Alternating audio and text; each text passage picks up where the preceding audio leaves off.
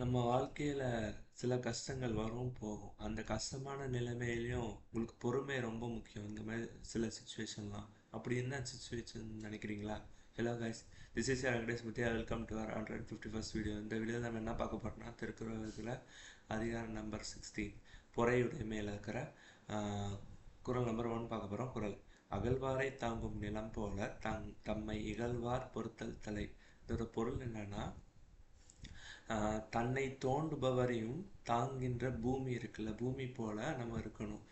நம்ம இகழ்றாங்கல்ல, சில பேர் இகழ்றாங்கன்னா நம்மளை பழி சொல்கிறாங்கன்னு வராது. இகழ்ந்து பேசுறதுனா கிண்டல் பண்ணுறது, அப்படி இருக்கிறவங்களையும் நம்ம வந்து அந்த பூமி போல் பொறுத்து கொள்ளணும். அவங்களோட போய் அவங்களுக்கு ஈடு கொடுத்து பேசி ஒன்றும் பிரயோஜனம் இல்லை. நீங்கள் வந்து பொறுத்து கொள்ளணும். அவங்கள மன்னித்து பொறுத்து கொள்வது தான் வந்து மிக சிறந்த அறம். இது வந்து நான் எப்படி பார்க்குறேன்னா, பொதுவாக நம்மளை இகழ்கிறவங்க பழி சொல்கிறவங்க வந்து நான் வந்து ஒரு நாயாக ஒப்பிடுவேன். இப்போ நாய் தான் வந்து சம்மந்தமே இல்லாமல் குறைச்சிட்டே இருக்கும். அதுக்காக நம்மளும் போய் நீ என்ன பெரிய ஆளாக நம்மளும் போய் குறைக்கக்கூடாது. அப்போ நாய்க்கும் நமக்கு என்ன டிஃப்ரென்ஸ்? ஸோ நம்ம எப்பயுமே நாயாக இருக்கணும். நாய் நாயாக தான் இருக்கணும், நம்ம நம்மளாக இருக்கணும். நம்ம வந்து அவங்கள மன்னித்து பொறுத்து வாழணும். நன்றி.